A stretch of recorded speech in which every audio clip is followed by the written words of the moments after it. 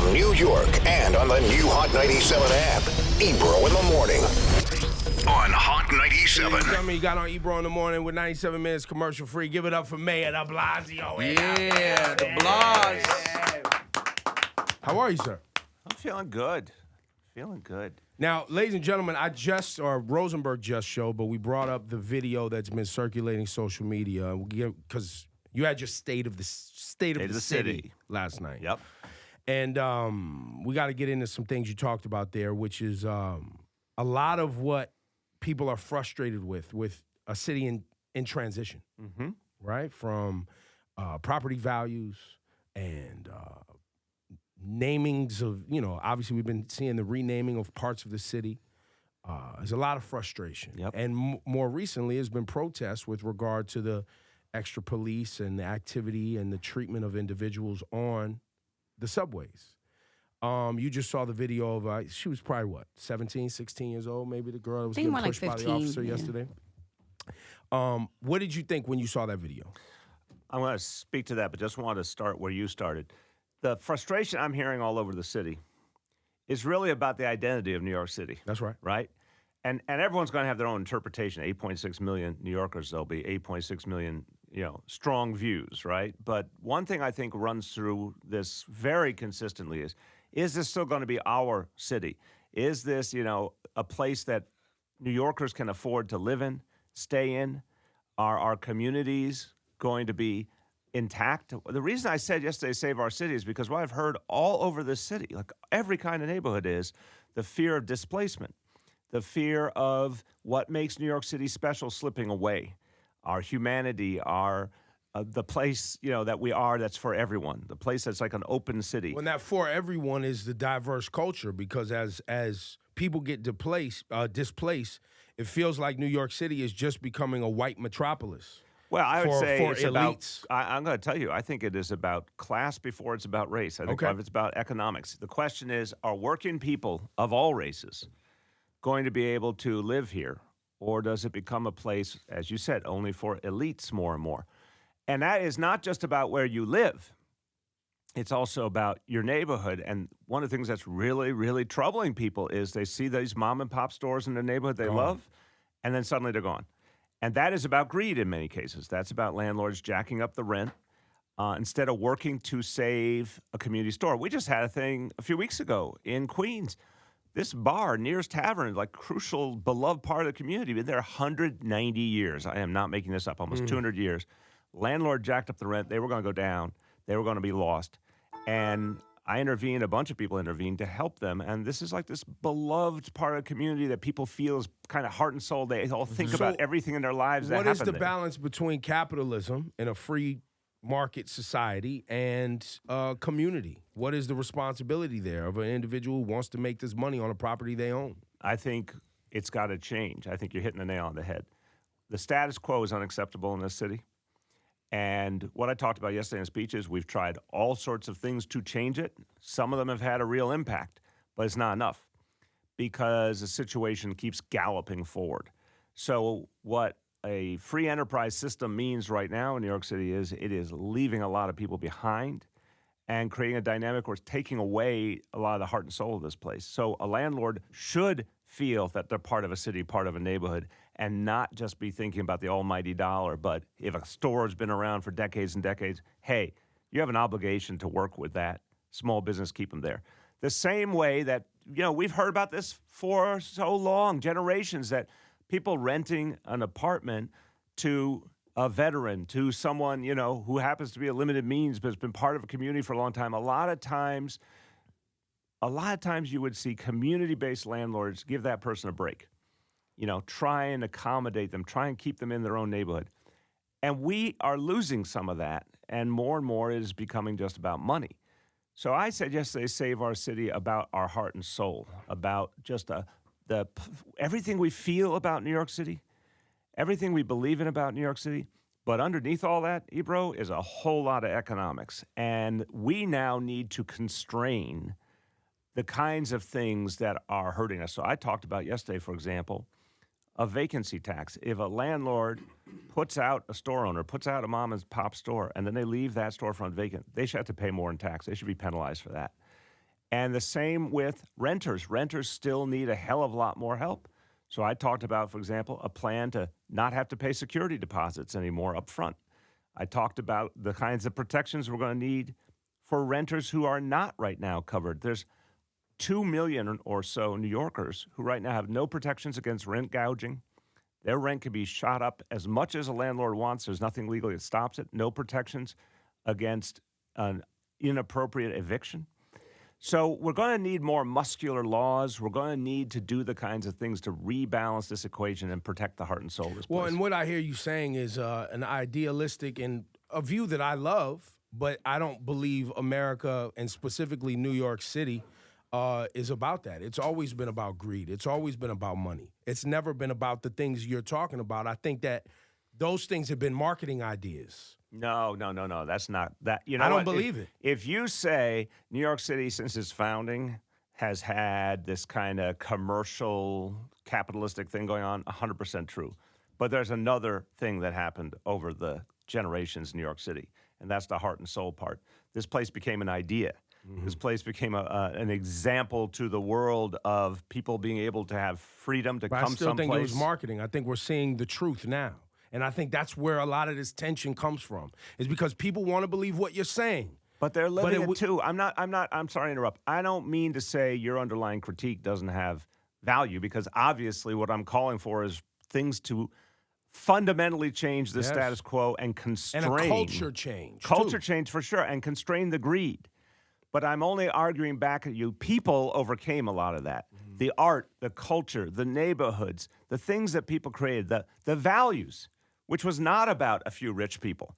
The values of this place that became a compassionate, open place. So that brings us to the MTA. Yes. A week ago, was it a week ago? Maybe 2 weeks, they had the big protest, Grand Central Station, which you have individuals protesting, and I believe that there was, pouring paint all over the street. And it's like, all right, relax. You can't just be pouring paint all over the street. You can't be breaking things. And you can't break things. I get all of those things.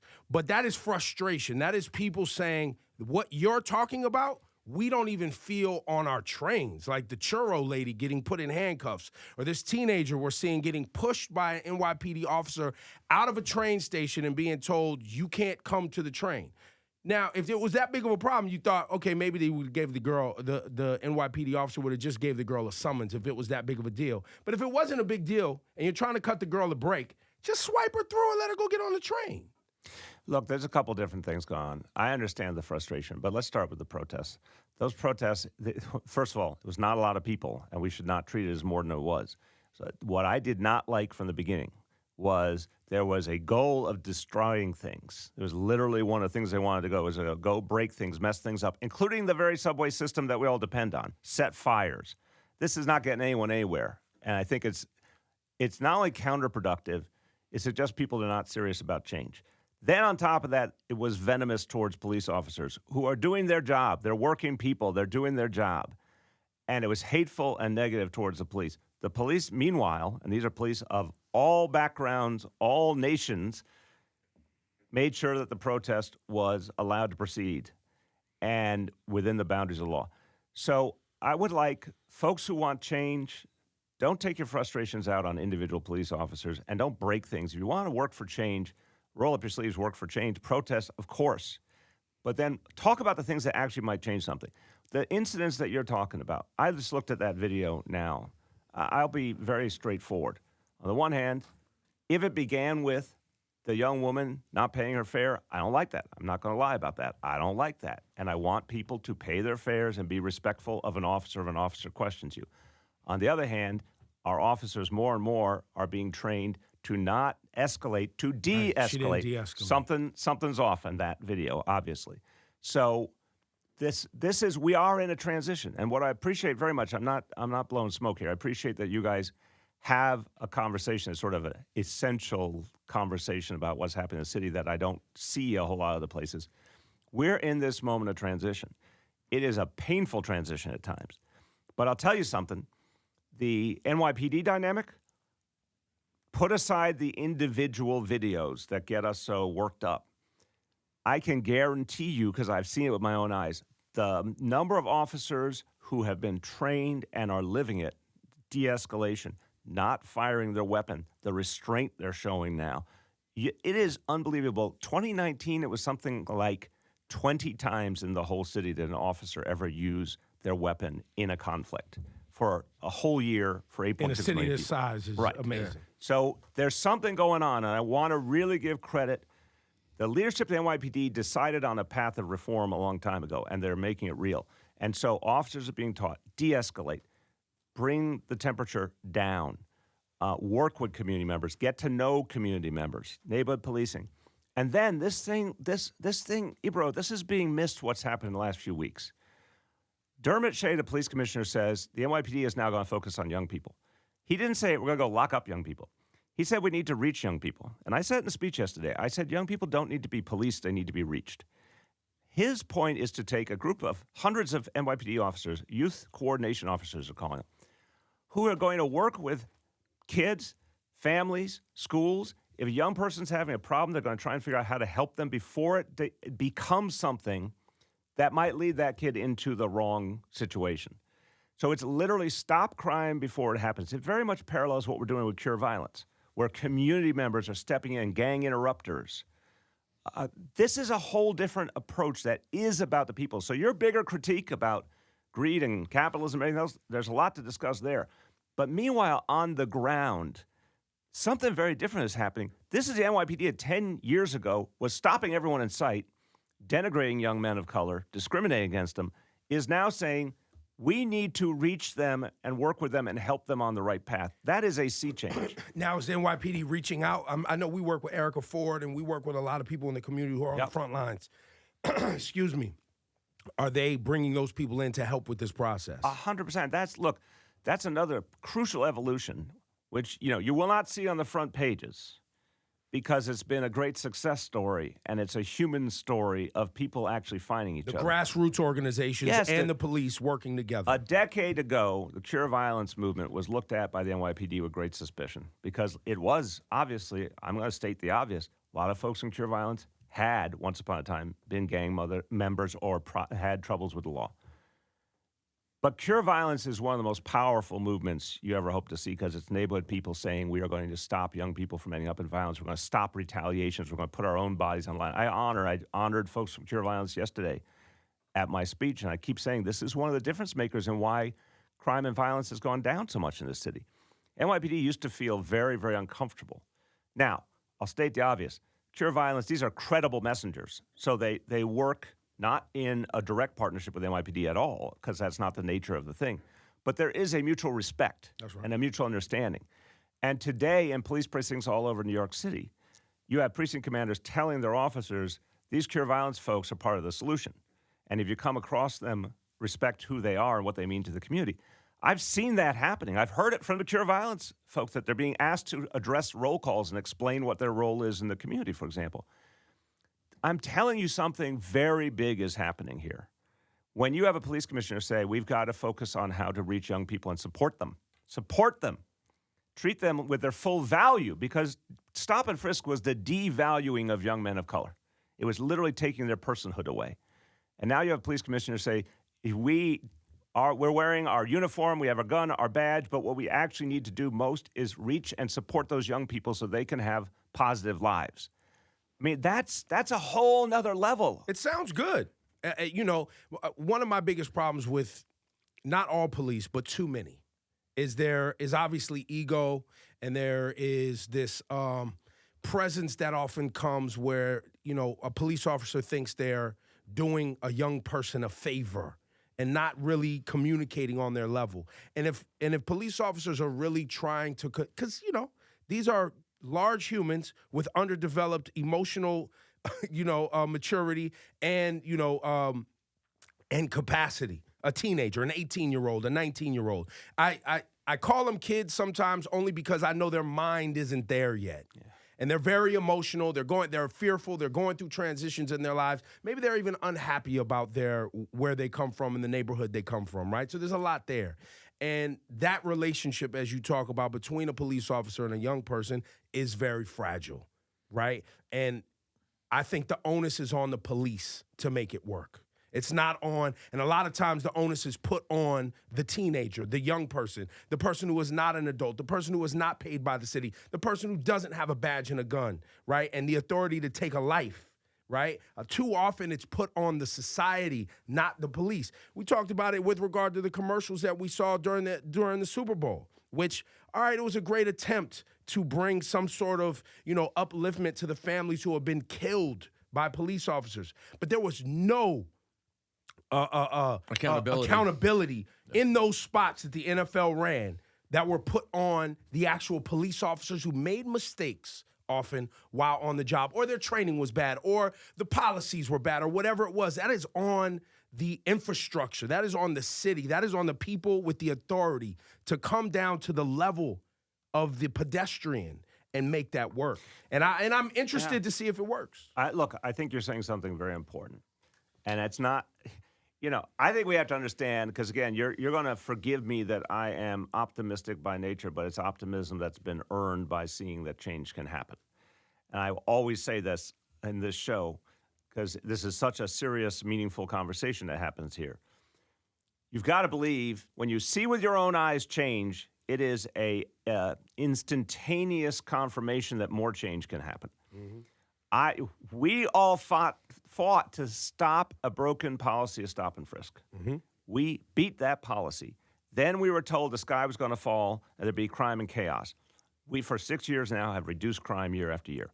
So all things are possible, in my view, once we break out. You said culture change, very powerful. When we break out of a broken culture, that culture, NYPD officers, I will say, under the previous mayor, and I'll leave it at that, were taught to go out there, stop as many young people as you can, arrest as many young people as you can. Today's NYPD leadership embraces the notion that they can get a lot done with a lot fewer arrests and a lot less mass incarceration. I have heard all three of the commissioners I had talk about why this is the direction to go in. Last year in New York City, 180,000 fewer arrests than the last year of Mayor Bloomberg. 180,000 fewer arrests, we got safer.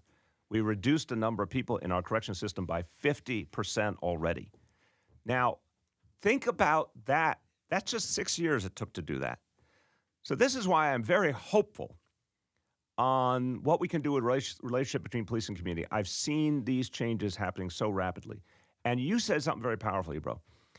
The officers being the ones to initiate the different relationship. I think more and more our officers not only understand that, they buy into that. Okay. That is what the training is about. Neighborhood policing says you are of and by and for your community. Our officers more and more are being kept in the same part of a neighborhood so they can actually get to know people. Mm-hmm. And they're being told, put time into developing those relationships. And what everyone is finding, I've heard this from more officers than I can count, is once you get to know people, first name basis, officers are giving their cell phone numbers, their emails to community residents saying, if you need something, come to me directly, I'll help. Mm-hmm. It is changing. It's becoming a human thing now. It's like human to human. It's not, blue and neighborhood separated. It is person to person. That now is being extended to young people. So the point you made about what responsibility we have to reach our young people, I'm trying to break this news to people because somehow it's not being picked up, even though it was announced. This is now the policy of the NYPD. Well, they'd rather take your slogan out of context, "Save Our City," and on the New York Post and make it sound like you failed. Well, but I'm not worried about them. Ebro, let me just add one thing to that. I am definitely not worried about them. But to the point you're making, I think Ebro makes a good point. We have had conversations with the NYPD, right? We're media. We're in a different position. We believe that there's an actual initiative to change. Right.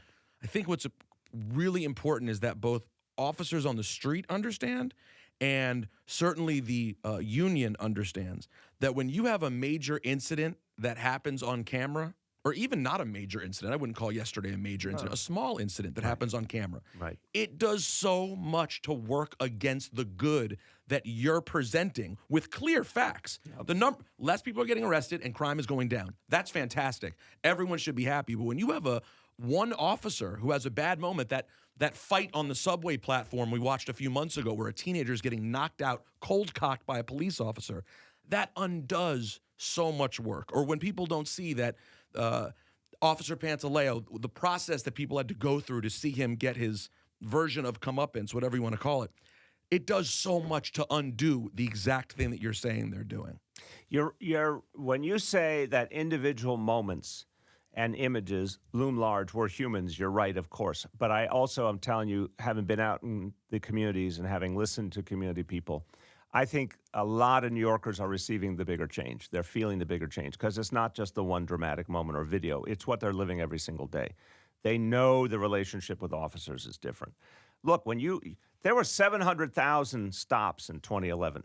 You know, it's down now to something like 15,000 a year. It's a fundamentally different reality out on the streets. I have had young men of color come up to me with consistency and say to me, thank you, I don't get stopped anymore. That's just like fundamentally changed my life. When you talk about the reduction in arrest, when you talk about officers going out and building those relationships, that's reaching millions of New Yorkers over these years. So those moments, I know they loom large in the media, and I don't blame people for that. But I think on the ground, it's like social history. It's like the difference between the history we get taught in school and the social history, which is what's happening with real human beings and how they built this country, they built their communities. On the ground, something is changing, and it's only begun.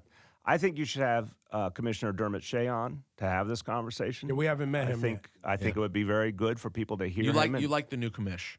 He's one of the architects of all this. He is one of the people who said we could be doing a lot fewer arrests. We could be creating a different relationship, and the youth piece is him. He said, and I think this was profound. He said it the day I announced him, and it didn't get picked up on. But he said, we have spent so much time thinking about the crimes that did happen. What if we started thinking about the crimes that never happened? Because we reached young people and they never ended up on that wrong path. He has been signaling this from the beginning. There's a different way to think about policing. It's a little glass half full policing.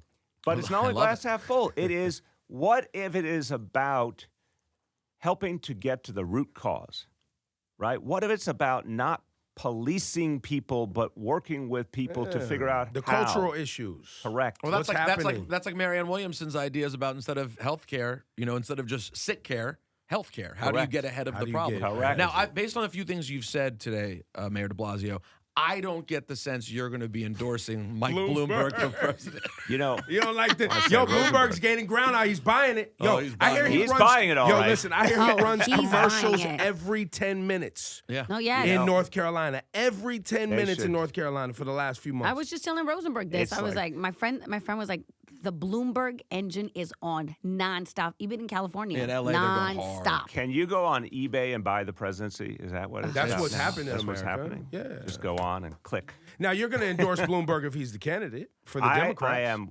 110% clear. Any Democrat, whoever's the nominee, I will work hard for them against Donald Trump. Period. By the way, I have real differences with Bloomberg, but I do want to give him credit. He has said the same thing. About which part? He has said whoever the Democratic nominee is, he'll support them. Okay. Yeah, I take issue with how he handled the Central Park Five, obviously stopping Frisk, how he's left the city. A lot of the issues you're dealing with homelessness and things like that started under Bloomberg. And a lot of the developers and landlords getting whatever they wanted. Started under Bloomberg. Now, is it possible that a business individual like Bloomberg, who cares to fix problems by paying for them and doesn't necessarily care about the cultural impact, because I don't believe Bloomberg cares culturally about individuals. That's not who I think he is. I think he thinks that money fixes everything. In some regard, that's a correct thing. Is it possible that he could be a better president than he was a mayor? He unquestionably could be a better president than Donald Trump. Let's just again make that real clear. I don't know how to answer that because I really felt as mayor he missed so much of what was happening. I think the entire Great Recession, he missed. He missed what was happening to human beings. He missed that people were struggling. He didn't know how to connect that. He didn't know how to understand that and feel that. And that's why I think he doesn't care. Right, and I don't know what that means, if that somehow could, how can you be an effective president if you don't feel the lives of your people? But, again, compared to a destructive president and a hateful president, I'd take him any day. But I've said from the beginning, I don't believe this Democratic Party wants to nominate a billionaire. I think this Democratic Party has actually become consistently more progressive. Yeah, well, it damn sure looks like they're working against Bernie, though. It looks like they're working against Bernie. Well, from the they inside. may be, but the voters are speaking so far. And I think, look, the party and the country have been changing. I do want to give Bernie credit for what he did in 2016. He changed the national discussion in He's a way changing it now. that very few people have. Even And of Buttigieg course- and Biden have co-opted some of Bernie's talking points to try to figure out how to come closer to this energy that Bernie Sanders has. So I think that's why I don't see, no matter how much spending, this party embracing a candidate who represents the opposite, who is literally one of the world's richest men. And, lately he's been talking about more taxes on the wealthy, but that's a brand new message from him. When I came out with my plan to tax the wealthy for pre-K, when I was running for mayor, he treated it like it was heresy. This is not someone who is going to natively say, how can I rebalance our society in favor of working people? That's just not who he is. Well, and he also will do he's been a Republican, an independent, a Democrat. He kind of weaves and bobs however he needs to get his thing done. Now, you were at these debates. Did you get to spend, I know you got to spend a little bit of time with the candidates. Yep. I'm going to ask you a tough question. Did you get any moments with Vice President Biden? No, he and I, I'll be very straightforward. And I respect what he's done for the country, but You don't like him. It's not like. I didn't think he would be the right candidate. I don't But like you fam. didn't talk to him at all? You didn't get a A moment? few moments, but no, I had made my criticisms very clear. And So- he knew it. So and he didn't really have an interest in chatting it up? Yeah, it's like, different people have different relationships when you're backstage. Who'd Some you people, chat with the most backstage? There's definitely, I had a great relationship with a lot of the folks. Julian Castro is an example, someone I've known a long Castro's time. great. He's a very I would good love guy. him on someone's ticket. Me I too. really Yeah, would. no, he's a He's very mange. impressive guy. And, so there's a bunch of people, Bernie, Elizabeth are people I feel very close to personally and politically. I mean, You chatted with Andrew Yang? Andrew Yang's a pretty funny guy. I got to give him credit. We like Yang. Yang, I don't agree with everything he's saying at all, but the guy is a New Yorker, first of all, and he's a real New Yorker, you can tell. And he's got really interesting things to say. He's a fun guy. So there's plenty of people. But with Biden, I had made abundantly clear that I didn't think he was representing where the party is today and where the country's going. Bail reform. Yes, sir. Do you believe this new law should be changed in any way, shape, or form? I'm going to tell you what I've said and what the police commissioner said. We both believe the same thing. The law was necessary. It was necessary and important to reform the bail laws so that no one would languish in jail simply because they could not afford a small amount of money, which was happening and was discriminatory. So we agree. I agree. Commissioner agrees. Bail reform was necessary. Some of those other criminal justice reforms, absolutely necessary, and they're helping us reduce mass incarceration. What I've said is there are still some things that need to be addressed in that law because there are situations where judges, in my view, need some more discretion. If someone has, for example, a history of violating judicial orders and they have a Right. history of violence. Sounds like sensible changes. Sensible changes, but that will not undermine the spirit and the effect of bail reform. Now, for the audience, because I think it gets perverted, the message, bail reform, if a bail was set, these individuals, right, let's say hypothetically speaking, if bail was set and they could afford the bail, would have been out of jail or out of holding anyway. Well, in fact, before this law, the vast majority of people made bail. And this is where the whole conversation's been. And that's why I say the message is perverted. Right, it has been perverted. This is really about fine-tuning here and trying to make sure that the small number, remember, this is something that every one of my police commissioners has said the same thing. There are a few thousand people in New York City who create vast majority of the violence. They have said that. Few thousand out of 8.6 million. Focusing on if we've got individuals have that kind of track record, we want to treat that a little bit differently. But overall, historically, most people got out on bail anyway, and some who didn't just for economic reasons, that was ridiculous. And this law does a good job of addressing that. You've done a lot of work making sure that this is a sanctuary city, right? Sanctuary state. Laura, you brought this to the forefront Right. yesterday with regard to Well, the headlines. TSA pre-check and Global entry, global entry. any trusted traveler programs that are completely being shut down for New Yorkers. Yeah, it's What does that mean? Do you know what? And it is means? this permanent? first of all, I will tell you that everything is only for 1 year because there's going to be a new president in 2021. Hope you're right. Okay, I believe that in my heart. And I think there's a whole lot of, public opinion research that's telling us the same thing. But what the president did here, just pure discrimination against his home state. It has nothing to do with security, nothing to do with safety. You can't say, everything's based on a passport. A passport's the same all over the country. He's suddenly saying, well, New Yorkers don't get this right anymore. That's a game. That's politics. That's retaliation. And that's what it feels like. It just totally is. It's not about facts. But what we have seen over and over, it has anything to do with immigration. It is always about politics with Trump, with ICE, and now, unfortunately, they're bringing, the passports into it too. Well, and they just botched the situation last night. You heard about the situation last night where they were going after somebody who the NYPD wouldn't turn over to ICE. And so they went and they shot the guys that they were looking for. They his shot the wrong guy. son. Like girlfriend's son in the face. Yes. And then they attacked the NYPD. And I just want to be really clear. If ICE thinks they're going to win the battle of public opinion by attacking the NYPD, they are wrong. They don't care about they couldn't care about public opinion. They don't, and they don't care about public safety. In the end, it's politics. ICE is now a wing of the Donald Trump campaign committee. That's what I really feel. That's what they're doing. They're just doing this to create images and messages to support Trump's reelection. That's it. So it's marketing, 100%. Marketing. Not about security. Security is what we're doing right now. The NYPD for literally decades has said we're not going to ask people documentation status. We're going to work with everyone because we know if you got 500,000 undocumented people, we got to work with everyone. We're going to keep the city safe. By the way, for 25 years in a row, the city's been getting safer, basically. So guess what? That worked.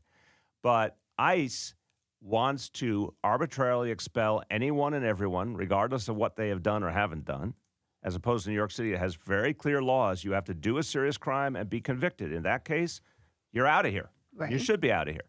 But ICE is ready to expel anyone, everyone, tear a family apart, all to support the Trump political agenda. That's what's going on. And how do you, as a mayor or even the NYPD working together, protect these individuals? Like, how does the work get done?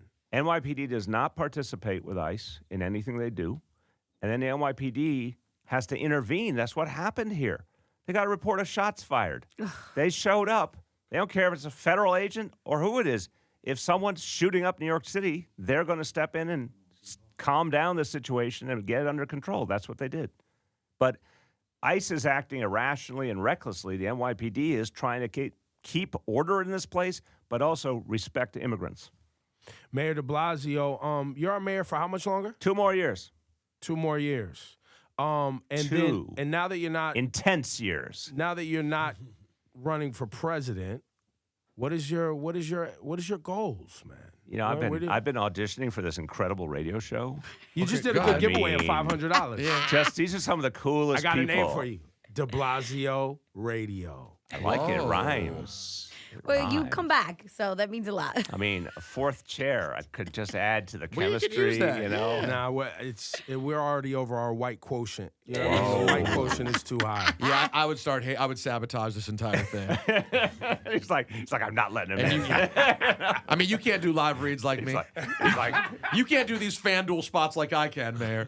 I can see he's sweating now. He's sweating under a little. pressure. He's under pressure. Your profile's big, and you ran for president. I don't know, Rosenberg. You might be out of here. That's a good point. No. You're very tall too. Yeah. I can't compete with that. And he's got a black wife and a black son. It's a great point. You're so out of here. It's a great Rosenberg point. Rosenberg once was great.